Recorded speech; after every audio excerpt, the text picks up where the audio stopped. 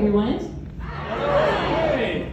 My name is Anastasia, and I'm going to be talking to you about this tonight. First of all, thank you to the Nite team. This is my first time here ever, presenting or observing otherwise, and this is such a cool event, and I've had my sights on this for several years whenever I heard of another music therapist out in Florida who had done something similar to this. And I was like, oh, that's cool, I want to do that. So, he already told you who I am, so I'm going to skip ahead. So first of all, I want you to know that everything that I'm talking about today is there's fields of study for every little bit that I'm going to be talking about. So this is not exhaustive by any means. It's a very brief overview. And if you are interested in learning more, I definitely recommend Googling it, or you can contact me later. So, music is not a singular experience. Some believe that there's only one place or one way that music is processed, but there's actually no music center in the brain. It's a whole brain phenomenon, kind of, and I'll explain. So, music is made up of many, many different elements. There's a lot listed here and many, many more that are not listed here. And they're processed in multiple brain areas. They might be involved in a circuit connecting multiple areas, or a feedback loop which relies on multiple areas engaging in tandem, and or they might be involved in the release, uptake, or reuptake of certain neurochemicals and hormones. And this is all compounded by many, many factors, including the way that you consume music. So what I mean by that is, are you engaged in the music performance? So are you actually playing the music, or are you receptively listening to it? How actively are you listening to it, if you are listening, or is it kind of in the background? All of those things factor into how your brain is processing it. This is the primary auditory cortex. I think you'll be hearing a little bit more about that in the third presentation tonight too, which is super exciting. But this is what sometimes people think is the location where music and sound is processed, which is technically true, but that's not the whole story. On a base level, with no detail, unique life experiences, individuality added, like if we were to talk about a fresh brain, nothing has ever been processed in it. This is how you are first processing any sort of auditory stimuli, including music. And most of this happens before any conscious awareness even occurs. This is another angle, I guess, if you will, of how your brain processes music. And again, most of this is happening before you even know what you are listening to, you have any context around it. And this is before it reaches any sort of the outermost part of the brain, which is called the neocortex. The neocortex is where most perception, meaning, and awareness occurs. So the way that we consume music impacts how our brain processes the stimuli. Active participation is like playing an instrument or receptive listening. So if you are actively, I'm going to be talking more about active listening. Those are two of the things that I'm going to be talking about today, but there are multiple ways that you consume music. Also engaging in something like movement to music, dancing, marching band, drum corps, things like that. Next, I'm going to make you do things. So, first thing, you're going to listen to what I play. Once I get things organized here. Then, I want you to concentrate on it, focus on it a little bit harder, which is also known as audiating, by noticing the space between the beats and the timbre of the beat or any other details. Next, you'll tap your foot, or take your fingers and tap your chest, tap your arm, tap your leg, something like that. If you choose to tap the person next to you, make sure you get consent first. Lastly, you'll adjust as the auditory stimuli changes. Here we go.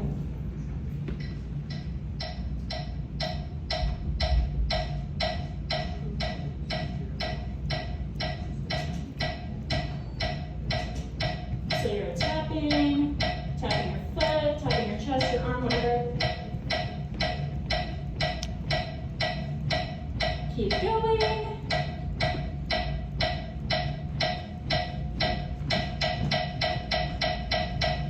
Now adjust.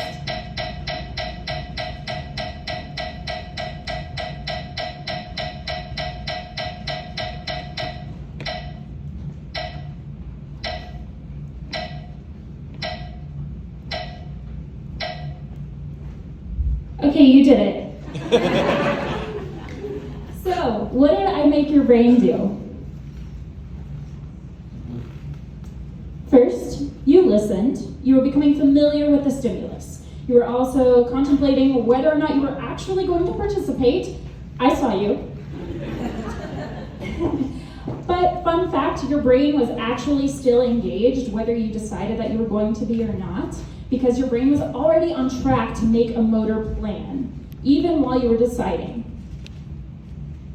So, while you were, before it was even really in your conscious awareness, you were engaged in step 1, motivation and decision making. Am I going to do this or not? So I engaged your frontal lobe, your prefrontal cortex specifically, which is involved in many executive functions to decide on your level of participation and how. After you made that decision, if you decided that you were going to participate, or even not, there was a little bit of this too, we moved to step 2. And you started developing a motor plan. So this involves a combination of cortical and subcortical engagement, which means that some of it is conscious and some of it is subconscious.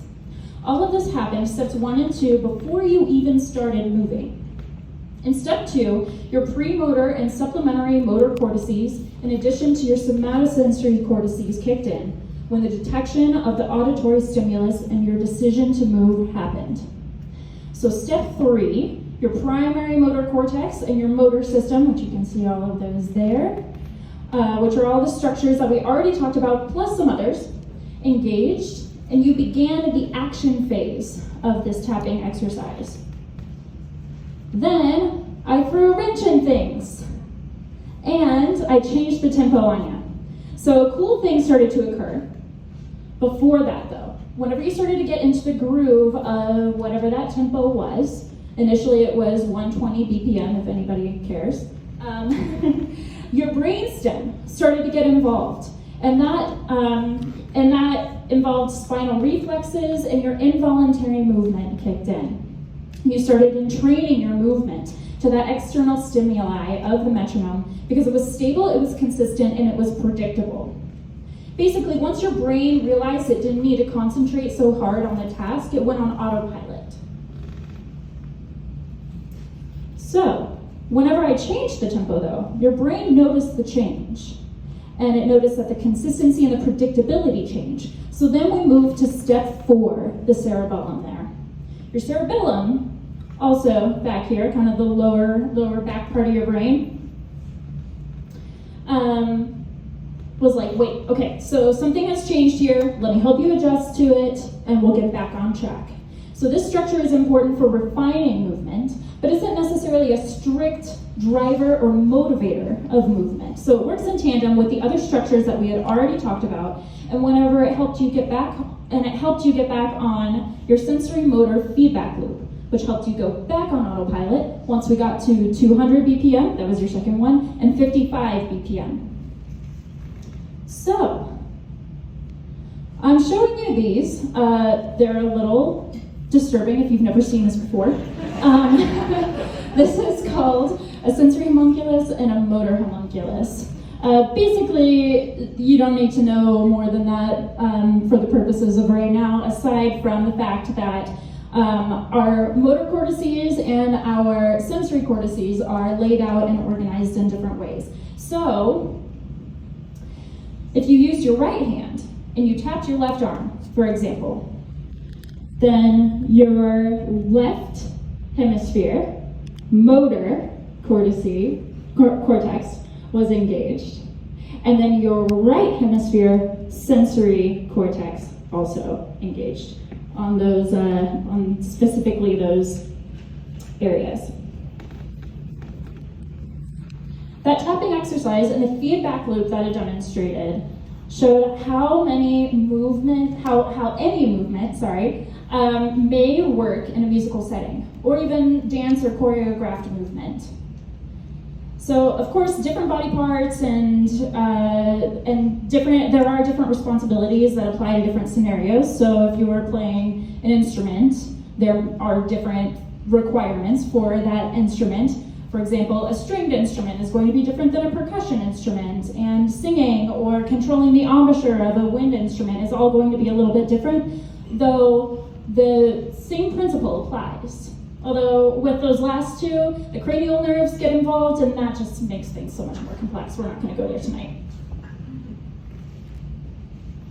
Musicians have a different relationship to music than non-musicians. Musicians are more likely to analyze and identify parts, structure, and other elements of what they're listening to. And if they're listening to an instrument or a piece that they play or have played, then the same motor planning structures engage. So that means that if someone is listening to someone else play a piece that they have played themselves before, the same motor planning and the same motor feedback loop is starting to engage, even if they are not the ones playing it. So if musicians are consuming live music as well, social structures, emotional structures, and even some mirror neurons engage. For musicians and non-musicians alike, speech, motor, and language areas also light up when listening to music with vocals in a language that is understood. And I think we're gonna hear a little bit more about that later. I'm excited. So another thing I'm gonna make you do. So for this one, we're going to be focused a little bit more on receptive listening. I want you to listen to the excerpts that I'm about to play. You can close your eyes if you feel comfortable doing so, or just give a soft gaze. I just want you to focus on what you are about to hear. Focus on the sensations that arise. Notice any thoughts, memories, feelings, or anything that come up to. And here we go.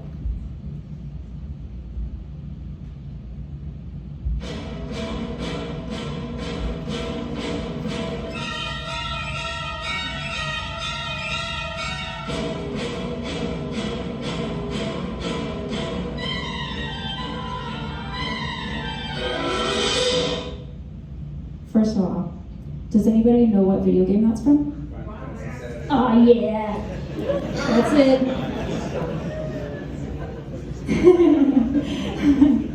I knew this was the place for that. Okay, so hold on to that piece. We're gonna keep going. Next one.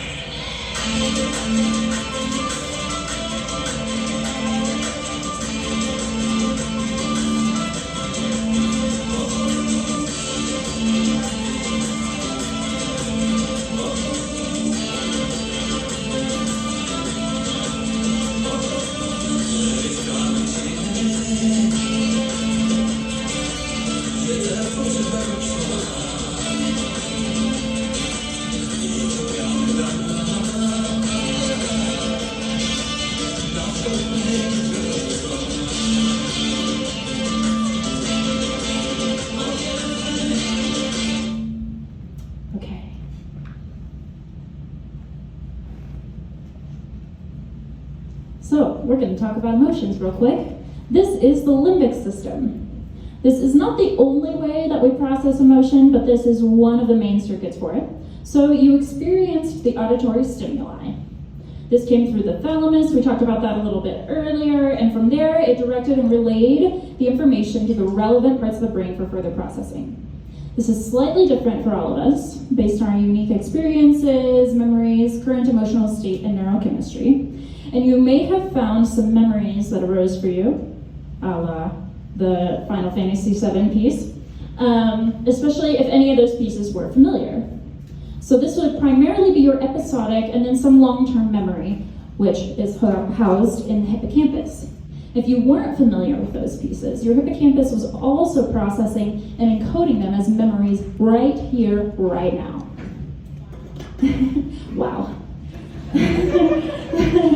The amygdala has involvement in in most anything emotional, but including emotional learning, and some examples of this would be receiving some different social cues and learning from that, or if you have an emotional experience as you're interacting in the world around you. It plays an important role in emotional regulation as well. And then finally, the hypothalamus, which helps to regulate and provide internal cues about many of our needs, such as hunger, sleep, and sexual drive, is also involved in the neurochemical and hormone release, which we will talk about next.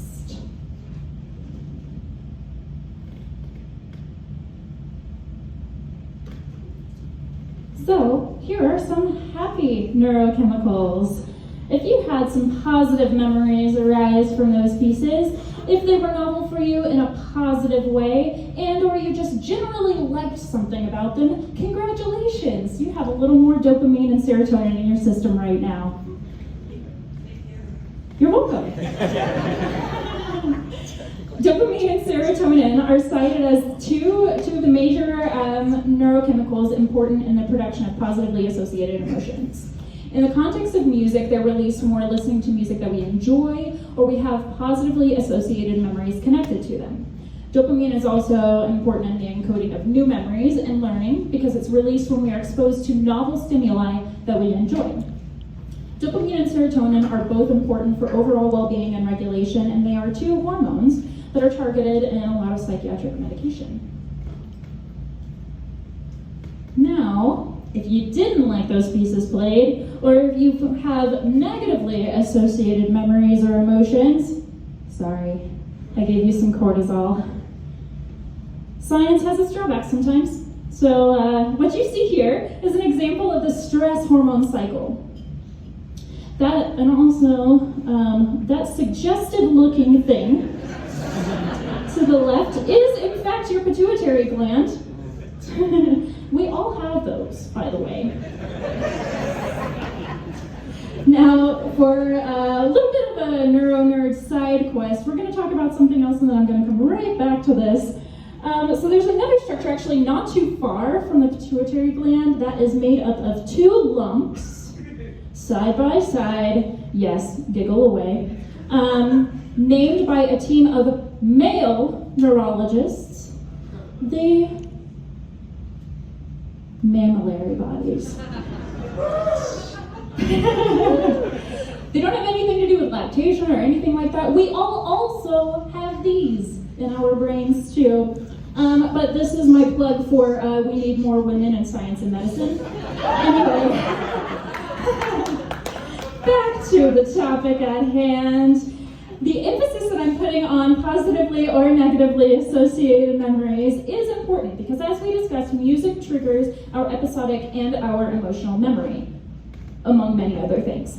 This means that the context in which we consume music matters. For example, you could be listening to the happiest song that you could think of, Don't Worry, Be Happy, Happy by Pharrell, whatever. But if you were T-boned by a semi when that song was playing in your car, now you have trauma.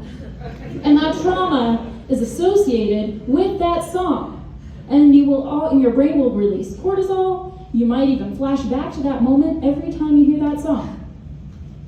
So, as a music therapist, I'm asked all the time what music is best for different ailments like frequencies and hertz and all of that stuff, but that's not how this stuff works. That's not how any of this works. We are all too unique for that. Our neurochemistry is too unique. Our experiences are too unique. Our traumas are too unique. And that's why prescriptive medicine, prescriptive music, you should always question if anybody tells you, oh, this playlist will guarantee to help you fall asleep or guarantee to whatever. be skeptical. Thank you, everyone.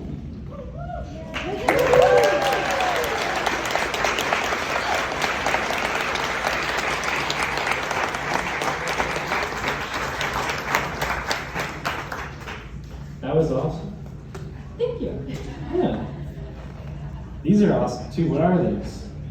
Those are neurons. Neural network, dude. I just didn't read.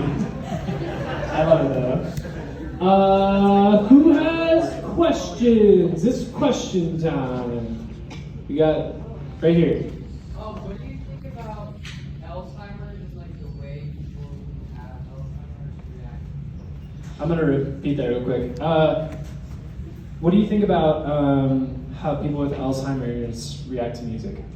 Yeah, so there's definitely, I kind of reiterated this a few times, like there's definitely a lot of things going on whenever we're processing music, but one of the things, I talked a lot about episodic memory, that is, like if you've ever seen some of those videos of someone just seeming like they're coming awake whenever they hear a song, that is their episodic memory kicking in whenever that music stimuli is being processed. So they're being taken back to another time in which they either first heard that song or a strong memory of that song. An example could be a song that was played, say, at their wedding.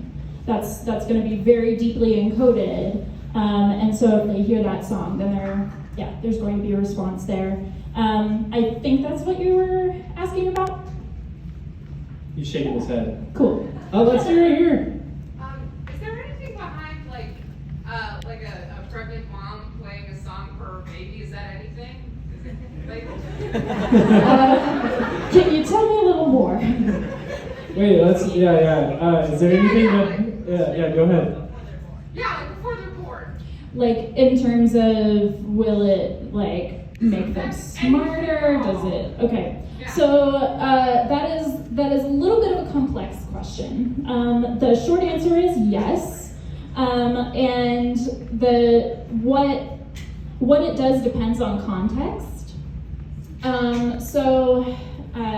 There are actually music therapists who specialize in NICU music therapy and help to normalize more of like the really jarring sounds that a NICU baby would be experiencing, and they use music and sound to help them kind of get used to the stimuli around them.